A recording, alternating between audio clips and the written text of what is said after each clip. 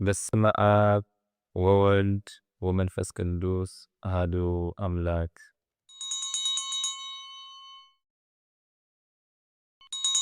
በስመ አብን ወልድን መንፈስ ቅዱስን ሓደ አምላኽ አሜን።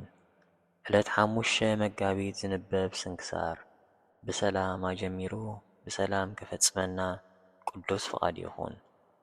ኣብዛ ዕለት እዚኣ ኣብ ገዳም ኣስቄጥስ ካብ ደብሪ ኣባ ዮሃንስ ዝኾነ ተጸሚዱ ዝተጋደለ ቅዱስን ብፁዕን ኣባ ሰራባሞን ዓረፈ።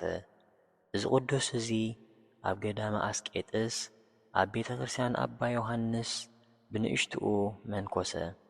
ብዙሕ እናተጋደለ ድማ ን32 ዓመት ንኣረጋውያን ቅዱሳን መነኮሳት ይለኣኾም ነበረ። ድሕሪዚ ኣብ ደብሪ ኣባ ዮሃንስ ኣበምኔት ተሸይሙ ግብሪ ጽድቅን ተጋድሎን ወሰኸ። ካብ ዝመንኮሰሉ ግዜ ዕረፍቱ ኸዓ ይጸውምን ይጽልን ኩሉ ግዜ ድማ ይነቅሕ ነበረ። ድሕሪዚ ኣብ ሽሞቱ ሊቀ ጵጵስና 20 ዓመት ነበረ እሞ ኣብ ከባቢ ቤተ ክርስቲያን ርእሱ ገቲኡ ተዓጺዩ 15 ዓመት ክሳዕ ዝውዳእ ገጽ ሓደ ሰብ ኣይረኣየን። ንሱ 15 ዓመት ዝኣክል ብዘይካ ብቐዳምን ሰንበትን ኣይበልዕን ኣይሰትን ነበረ። ግዜ ዕረፍቱ ምስ ቀረበ መልአኽ እግዚኣብሔር ብሕልሚ እሳታዊ መስቀል ሃቦ። ነዚ መስቀል ብኢድካ ሓዞ በሎም። ቅዱስ ሰራባሞን ሓዊ ብኢደይ ክሕዝ ብኸመይ ይከኣለኒ ኢሉ እንተመለሰሉ እቲ መልአኽ ድማ ኣይትፍራሕ፣ ንዕኡ ምስጋና ንዝግብኦ ጐይታናን ኣምላኽናን መድሓኒትናን ኢየሱስ ክርስቶስ ኣብ ልዕሊኻ ንሓውስ ስልጣን ኣይሃቦን ኢሉ መለሰሉ። ጽንዕቲ ኢዱ ዘርጊሑ ኸዓ ነቲ መስቀል ካብ ኢድ መልአኽ ተቐበሎ። እቲ መልአኽ ድማ ጽናዕ፣ ድሕሪ 3 መዓልቲ መጺ ስለ ዝወስደካ ቅዱስ ቁርባን ተቐበል በሎ። ካብ ድቃሱ ተባራቢሩ ንቅዱሳን ኣረጋውያን መነኮሳት ዝረአዮ ራእይ ነገሮም እሞ በኸዩ፣ ከምኡውን ሰዓምዎ። ኣብ ጐይታና ክዝክሮም ከዓ ለመንዎ።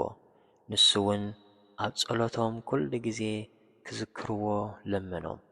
ድሕሪ እዚ ቅዱስ ቁርባን ተቐቢሉ ኣረጋውያን ቅዱሳን መነኮሳት ምስኡ ኮፍ ኢሎም ከለዉ ድሕሪ 3 መዓልቲ ብሰላም ዓረፈ። ብብዙሕ መዝሙርን ማህሌትን ገኒዞም ድማ ኣብ መቓብር ጻድቃን ቀበርዎ። በረኸቱ ንዘለዓለም ምሳና ይኹን ኣሜን። ሰላም እብል ለሰረባሞን ብሩክ ዘመውቅሃ ርእሶ ዘእንበለ ምሂክ መስቀለ እሳት ሎቱ እንዘይሜጥዎ በሰርክ ኢትፍራህ ኢህዞቶ ይቤሎ መልአክ እስመ ወሃበከ ስልጣነ ብእዴሁ ኣምላክ። ከምኡውን ኣብዛ ዕለት እዚኣ ኣውዶክስያ ሰማዕትነት ተቐበለት። ትርጉም ስማ ድማ ሰላምን ስምረትን እዩ። እዛ ቅድስቲ እዚኣ ጎረቤት ሊባኖስ ዝኾነ ካብ ሰብ ሃገረ በኣልበክ ካብ ዞባ ብስራ ኮይና ሳምራዊት እያ። ኣብ ዘመነ መንግስቲ ጢባርዮስ ንጉስ ሮም ድማ ነበረት። ስም ኣቦኣ ዮናስ ስም ኣዲኣ ድማ ጥበበኛ እዩ። ኣብ መጀመርታ ዕድሚኣ ብዝሙትን ብርክሰትን ነበረት። ንብዙሓን ምስኣ ኣብ ሓጢኣት ምእንቲ ከተውድቖም ገጻ ተጸብቕ ትርኢታ ትሽልም ነበረት። በዚ ርክሰት እዚ ድማ ብዙሕ ገንዘብ ኣከበት። ካብ ሃገር ኢየሩሳሌም ዝኾነ ግርማኖስ ዝስሙ ሓደ ጻድቕ መነኮስ ዜናኣ ምስ ሰምዐ ናብኣ ብምእታው ዝለመዱ መሲሉ ናብ ቤታ ከደ እሞ ምስኣ ኮፍ ኢሉ ብዘፍርሕን ዘገርምን ቃላት ክምዕዳን ክገንሓን ጀመረ። ስቓይ ገሃነመ እሳት ሓሳኻኡ ድቃስ ዘይብሉ ኣፍራሒ ዝኾነ ጽልመቱ ዘለዓለማዊ ስቓይ ከዓ ኣዘከራ። ሞይቶም ሓመድ ድሕሪ ምዃኖም ሬሳታት ተንሲኦም ክሳቐዩ ድዮም ኢላ ሓተተቶ እሞ እወ ድማ በላ። እግዚኣብሔር ንሙሴን ንኣቦታትናን ኣብ ዝሃቦም ሕጊ ኦሪት ኣይተጻሕፈን። ነዚ ኸዓ ንሳቶም ኣይኣመንዎን። ነዚ ትብለኒ ዘለኻ ነገር ደኣ እንታይ ምልክት ኣለዎ በለቶ። ኣብ ሕጊ ኦሪትን ነቢያትን ሓድሽን ዝተጻሕፈ ብዛዕባ ፍርዲ፣ ብዛዕባ ትንሣኤ ሙታንን፣ ብዛዕባ ስቓይ ሓጥኣንን ሓጐስ ጻድቃንን ድማ ገለጸላ። እዚ ድማ ኣብ ማቴዎስ ምዕራፍ 25 ፍቕዲ 34 ክሳብ መወዳእታ ዘሎ እዩ። ከምዚ ድማ ይብል፣ ሽዑ እቲ ንጉስ ኣብ የማኑ ንዘለዉ ይብሎም፣ ኣቶም ናይ ኣቦይ ብሩኻት ንዑ እቲ ኻብ ምስራት ዓለም ዝተዳለወልኩም መንግሥቲ ውረሱ። ጠሚየ ነበርኩ እሞ ኣብላዕኩሙኒ፣ ጸሚኤ ኣስተኹሙኒ፣ ጋሻ ኾይነ መጺአ ተቐበልኩሙኒ፣ ዓሪቐ ከደንኩሙኒ፣ ሓሚመ በጺሕኩሙኒ፣ ተኣሲረ መጺኹም ኣጻናኒዕኩሙኒ። ሽዑቶም ጻድቃን ይምልሱሉ፣ ጐይታይ መዓስ ጠሚኻ ርኢናካ ኣብልዓናካ? ወይ ጸሚእኻስ ኣስተናካ? መዓስ ጋሻ ኾይንካ ርኢናካ እሞ ተቐበልናካ? ወይ ዓሪቕካስ ከደናካ? መዓስከ ሓሚምካ ርኢናካ ወይ ተኣሲርካስ በጻሕናካ? ይብሉ። እቲ ንጉስ ከኣ እቲ ኻብዞም ንኣሽቱ ኣሕዋተይ ንሓደ ዝገበርኩምሉ ንዓይ ካብ ዝገበርኩሙለይ ብሓቂ ብሓቂ እብለኩም ኣለኹ ኢሉ መለሰሎም። ድሕሪዚ ኣብ ጽጋሙ ንዘለዉ ከምዚ ይብሎም፣ ኣቶም ርጉማት ካባይ ረሓቑ፣ ናብቲ ንሰይጣንን ንመላእኽቱን እተዳለወ ናይ ዘለኣለም ሓዊ ኺዱ። ጠሚየ ነበርኩ እሞ ኣየብላዕኩምንን፣ ጸሚኤ ኣየስተኹምንን፣ ጋሻ ኾይነ መጺአ ኣይተቐበልኩምንን፣ ዓሪቐ ኣይከደንኩምንን፣ ሓሚመ ተኣሲረ መጺኹም ኣይበጻሕኩምንን። ሽዑ ንሳቶም ጐይታይ መዓስ ጠሚኻ ርኢናካ ወይ ጸሚእኻ ወይ ጋሻ ኾይንካ ወይ ዓሪቕካ ወይ ሓሚምካ ወይ ተኣሲርካ ዘየገልገልናካ ኢሎም ይምልሱሉ። ሽዑ ንሱ እቲ ኻብዞም ንኣሽቱ ንሓደ ዘይገበርኩምሉ ንዓይ ከም ዘይገበርኩሙለይ ብሓቂ ብሓቂ እብለኩም ኣለኹ ኢሉ ይምልሰሎም። እዚኣቶም ድማ ናብ ናይ ዘለዓለም ስቓይ፣ ጻድቃን ግና ናብ ናይ ዘለዓለም ሕይወት ክኸዱ እዮም ኢሉ ገለጸላ። ዘረባኡ ኣብ ልባ ኣትዩ ኸዓ ንኹሉ ዝነገረ ኣሚና ተቐበለቶ። ካብ ዝሙተይ እንተ ተመለስኩስ እግዚኣብሔር ይቕበለኒ ዶ በለቶ እሞ። ቅዱስ ግርማኖስ ንሱ ናብ ዓለም መጺኡ ብምስቓሉ ኃጢኣትና ከም ዘወገደ ንዕኡ ምስጋና ብዝግብኦ ጐይታናን ኣምላኽናን መድኃኒትናን ኢየሱስ ክርስቶስ እንድሕሪ ኣሚንኪ በዚ ንጹሕ ንስሓ ተነሲሕኪ ጥምቀት ክርስትና እንተ ተጠሚቕኪ እግዚኣብሔር ክቕበለኪ እዩ። ዝገበርክዮ ድማ ወላ ሓንቲ ኣይክዝክርን እዩ። እኳ ደኣ ከምታ ኣብ ከርሲ ኣዴኺ ዝተወለድክላ ዕለት ኮንኪ ኣፍ ደጌታት ሃይማኖት ንዕኡ ምስጋና ዝግብኦ ናይ ጐይታናን ኣምላኽናን መድኃኒትናን ኢየሱስ ክርስቶስ ምሕረት ይረሓወልኪ ኢሉ መለሰላ። ሽዑኡ ጥምቀት ክርስትና ከጥመቓ ምስ ለመነቶ ናብ ኤጲስቆጶስ ሃገረ በኣልበክ ኣብጽሓ እሞ ኣብ ቅድሚኡ ብቅድስቲ ሥላሴን ንጐይታና ሰብ ብምዃንን ብትንሣኤኡን ኣመነት። እቲ ኤጲስቆጶስ ድማ ተንሲኡ ኣብ ልዕሊ ማይ ጸሎት ገይሩ ኣጥመቓ። እግዚኣብሔር ዓይንቲ ልባ ስለ ዝገለጸላ ኸዓ ብሩህ መልኣኽ ናብቲ ማይ ክስሕባ ካልኦት መላእኽቲ እውን ብዛዕባኣ ክሕጐሱን ባህ ክብሎምን ረኣየት። ብሓደ ወገን ድማ ጸሊም ዝገጾም ኣፍራሕቲ ካብኣቶም ሓደ ኽፉእ ዝትርኢቱ እናተቖጥዐ ናብኡ ክስሕባ ረኣየት። እዚ ራእዚ ምስ ረኣየት ፍቕሪ ጥምቀት ክርስትና ኣብ ልባ ተወሰኸ እሞ ኩሉ ብግብሪ ኃጢኣት ዝኣከበቶ ገንዘባ ንነዳያንን ንመሳኪንን ሃበቶ። ኣብ ገዳም ደናግል ኣትያ ኸዓ ልብሰ ምንኩስና ለቢሳ ተጸሚዳ ዓብ ተጋድሎ ተጋደለት። ሰይጣን ኣብ ልቢ ሓደ ቅድም ምስኣ ዝስሙ ዝነበረ ኣትዩ ናብ መኰንን ከይዱ ኸሰሳ እሞ እቲ መኰንን ድማ ናብኡ ከምጽእዋ ኣዘዘ።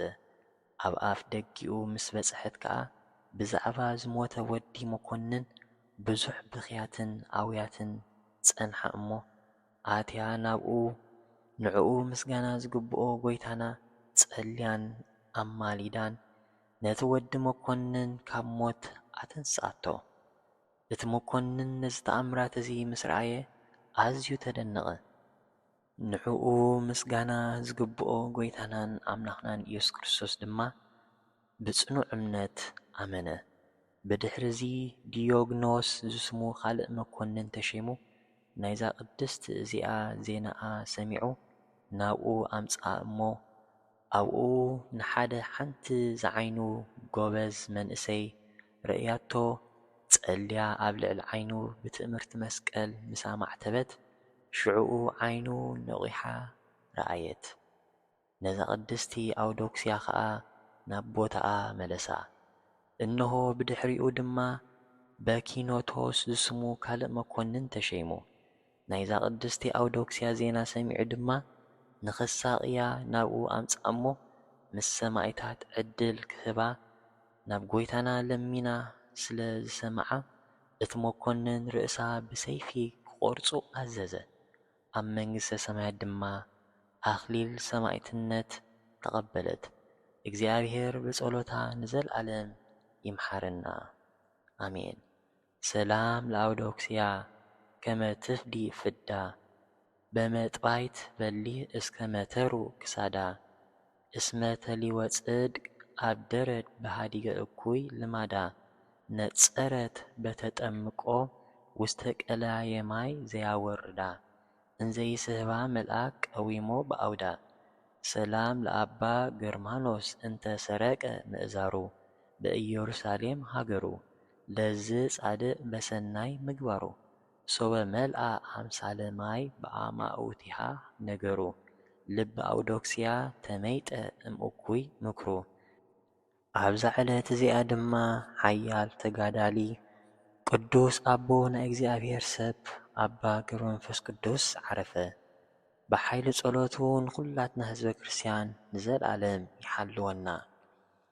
ርእሰ ባሕታውያን ብምባል ዝፍለጡ ኣቡነ ገብረ መንፈስ ቅዱስ ን30 ዓመታት ዝኣክል መኻናት ካብ ዝነበሩ ኣቦኡ ስምዖንን ኣዲኡ ኣቅሌስያን ኣብ ላዕላይ ግብፂ ንሂሳ ኣብ ዝበሃል ቦታ ተወልዱ።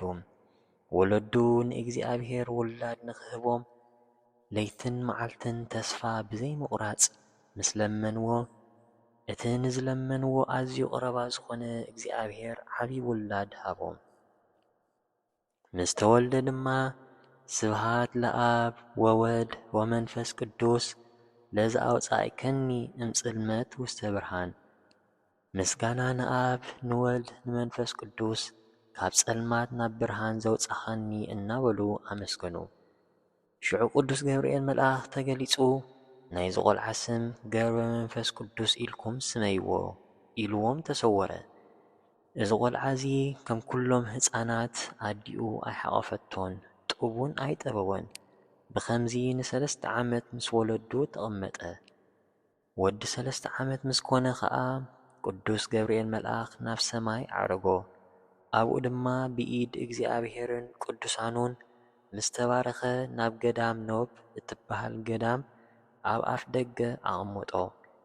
ናብ ኣባ ዘመደ ብርሃን ኣብ ምንየት ገዳም ኣትዩ ዓብ ጋሻ ህፃን ሎሚ ኣብ ኣፍ ደገኻ ኮፍ ኢሉ ክትረኽቦ ኢኻ ኣእቲኻ ብኽብሪ እናምሃርካ ኣዕብዮ በሎም። ኣባ ዘመደ ብርሃን እውን ከም ዝተኣዘዞ ንኣቡነ ገብረ መንፈስ ቅዱስ ተቐቢሉ ኩሉ ስርዓት ቤተ ክርስቲያንን ዳዊትን ብሉያትን ሓዲሳትን መሃሮ። ኣቡነ ገብረ መንፈስ ቅዱስ ብጸጋ እግዚኣብሔር ንኹሉ ብሓጺር ግዜ ኣጽፊፉ ተምሃረ። ኣባ ዘመደ ብርሃን ከዓ ትሕትንኡን ትምህርቱን ርዩ ናብ ኣባ ኣብርሃም ጳጳስ እቲ ግዜ ወሲዱ ማዕረገ ክህነት ከም ዝቕባእ ገበረ። ኣቡነ ገብረ መንፈስ ቅዱስ እውን ለይቲ ይኹን ቀትሪ መንፈሳዊ ዕዩኡ ብትሕትናን ብትግሃትን ይሰርሕ ነበረ። ጻድቅ ኣቡነ ገብረ መንፈስ ቅዱስ ሰብ ዝሰርሖ ክዳን ኣይተኸድነን። ክዳኑ እግዚኣብሔር ብዝሃቦ ጸጋ ካብ ሰብነቱ ዝበቖለ ጸጉሪ ይኽደን ነበረ እምበር ብኢድ ሰብ ዝተሰርሐ ክዳን ኣይተኸድነን።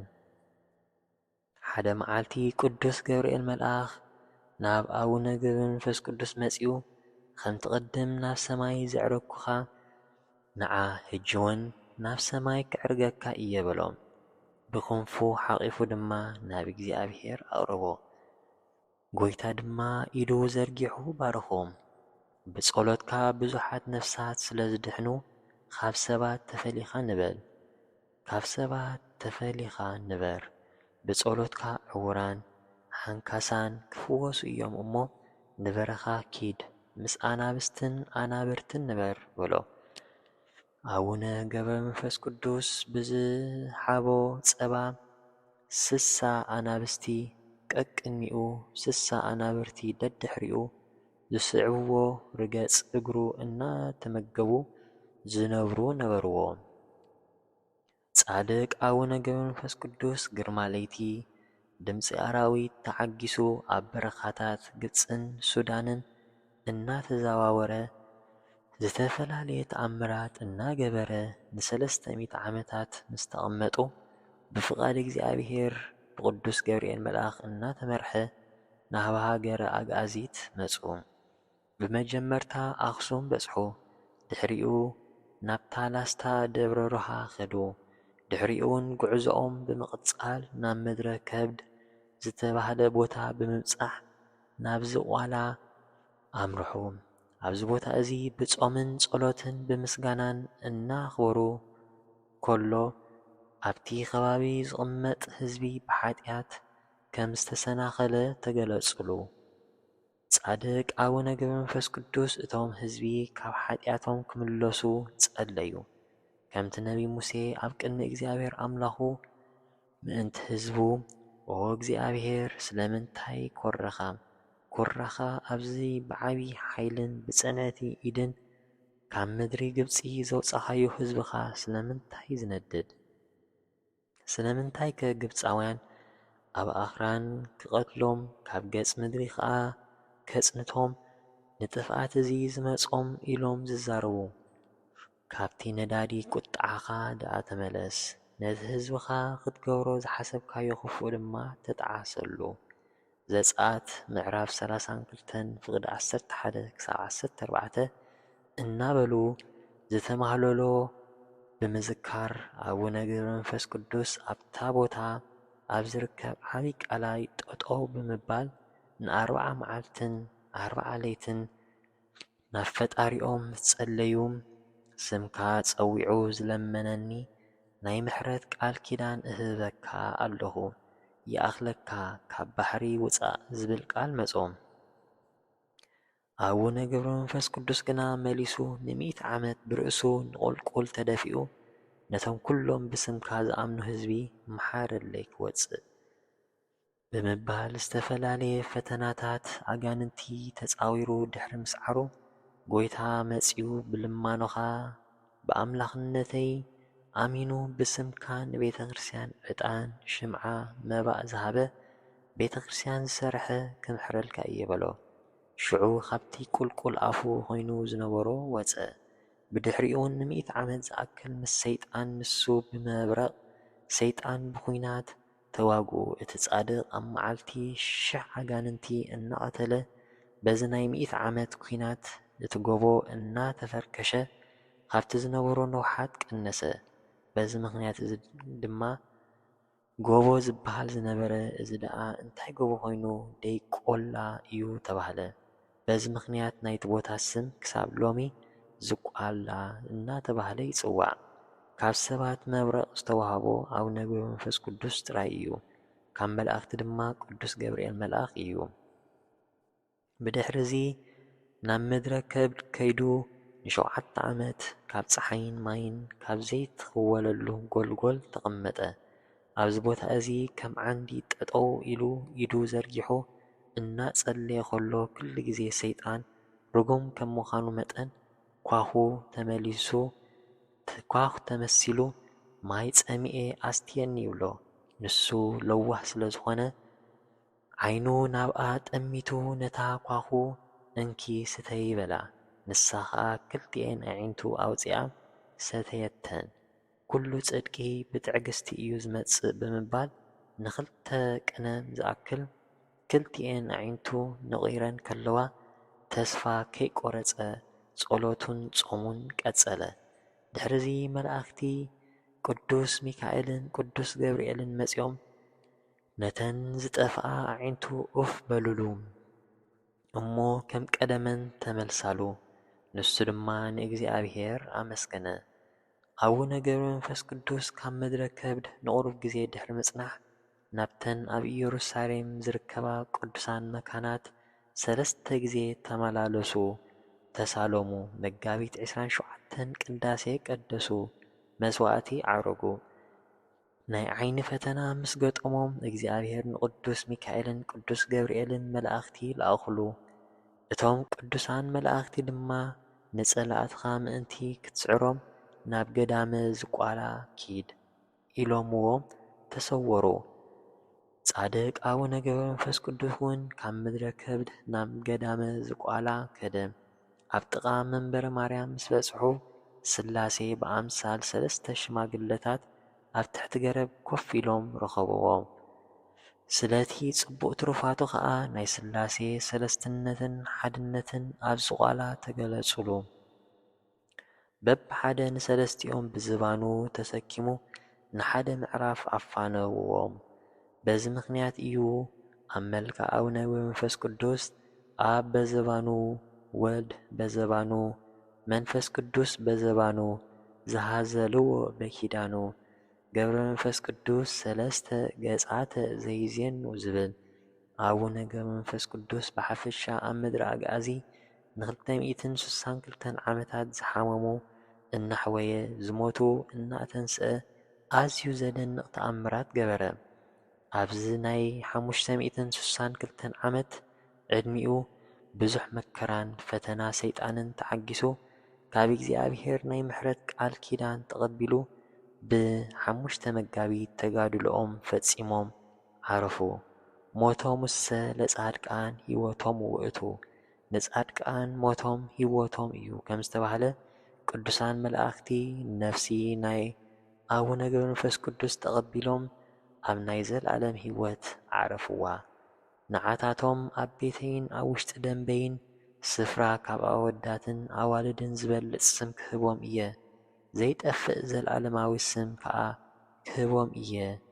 ኢሳይያስ 56:5 ጸሎቱን በረኸቱን ናይ ኣቡነ ገብረ መንፈስ ቅዱስ ምስ ኩልና ህዝበ ክርስቲያን ጸኒዑ ይንበር። ሰላም ለከ ገብረ መንፈስ ቅዱስ ረቡኒ ዘአናብስተ ታሰግድ ወአራዊተ ትቀኒ እንዘ ኢትሐስስ መፍቅደ ሥጋ ወኢታመከኒ ተሴስዮ ሳይር ወተአርዞ ቁጽል ምንተኒ አናሰይኮ ለዓለም ማሳኒ። ኦ ጐይታ ሃብታማት ካብ ዝተረፎም ዘእተውዎ መባእ ንጸሪቀ መመለት ንሳንቲም ናይ መመለት ከም ዝተቐበልካ ካብቶም ኩሉ ግዜ ዘገልግሉኻ ንኣይላፍ መላእኽቲ ኣዘኪርና ነዚ ዘቕረብናዮ ጸሎት ኣብ ነፍሲ ወከፍ ከነንብቦ እንከለና መጽሓፍ ድኽነትና ተቐበል። ቅዱሳን ነቢያትን ሰባኽያን ሐዋርያትን ጻድቃንን ሰማዕታትን ትጉሃን መላእኽትን ከምኡውን ደናግል መነኮሳት ሄራን ካብዛ ንእሽተይ ሕፃን ክሳብ ዓብይ ኣረጋዊ ኣብዛ ቦታ ተኣኪቦም ንዘለዉ ቡራኬ ባርኹ። ነዚ መጽሓፍ ስንክሳር ብብርዒ ንዝጸሓፎን እናደረሰ ንዘጸሓፎን ብሓድሽ ልሳን ንዘንበቦን ዝተርጎሞን ንቓላት እዚ ቅዱስ ታሪኽ ብእዝኒ መንፈስ ንዝሰምዕን ብጸሎት ናይታ ካብ ኩሉ ባእሲ ዓራቒት ዝኾነት ኣዲኡ ቅድስቲ ድንግል ማርያም ጐይታ ኢየሱስ ክርስቶስ ብሓባር ይምሓረና። ኣብዚ ዓለት እዚኣ ዝዓረፍኩም ጻድቃንን ሰማዕታትን ሰላምታ ይግብኣኩም። ንስኻትኩም ንዓለም ብብዙሕ ትዕግስቲ ዝሰዓብኩም ኢኹም ሞት ካባና ብዘይ ንስሓ። ንስኻትኩም ቅዱሳን ሰማይን ምድርን ማሕበር ሥላሴ ዝኾንኩም ሰብኡትን ኣንስትን በብኣስማትኩም ኣብዛ ዓለት እዚኣ ዝዓረፍኩም ንዓኻትኩም ሰላምታ ይግብኣኩም። ምእንቲ ወላዲቱ ቅድስቲ ድንግል ማርያም ብጸሎትኩም ክትዝክሩና ብስጋን ደምን ናይ ክርስቶስ ንምህፀን ኣለና። ንጻድቃን ብገድሎም ንሰማዕታት ብደሞም ንሃዋርያት ብስብከቶም ንነቢያት ብትንቢቶም ንመላእኽቲ ብልማንኦም እግዚአብሔር ንኹልና ህዝበ ክርስቲያን ኣሕቢሩ ይምሓረና ንቤተ ክርስቲያንና ንሃገርና ኤርትራን ንሙሉእ ዓለም ምሕረቱ ብምሕረቱ ብጸግኡ ይሓልወልና። ኦ ስድራ እግዚአብሔር ብዛዕባ ቅዱሳንን ዜና ገድሎምን ጥራሕ ንሰምዕ ኣይንኹን። ንዕኦም ክንመስል ንጽዓር ንግዚኡ እነድንቖም ጥራሕ ኣይንኹን። ናብ ቤትና ጥራሕ ዘይኮነስ ናብ መዓሙቕ ልብና ዘሊቖም ከም ዝኣትዉ ንግበር። ዘውትር ንዘክሮም ንክርስቶስ ምእንታን ክንመስል። ቅዱሳን ዝተባሃሉ ሓጢኣት ስለ ዘይገበሩ ኣይኮኑን፣ ቅዱሳን ዝተባሃሉ ንሓጢኣት ስለ ዝተቓለስዋ እዮም።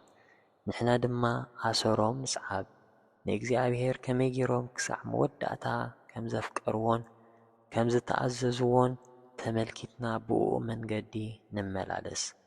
ነዚ ክንገብር ናይ እግዚአብሔር ኣምላኽና ምሕረቱን ጸጉኡን ናይ ወላዲተ ኣምላኽ ኣማላድነትን በረኸትን ናይ ኩሎም ቅዱሳን ጸሎትን ረድኤትን ኣይፈለየና። ስብሃት ለእግዚአብሔር ልዑል ወለወላዲቱ ድንግል ወለመስቀሉ ክቡር አሜን።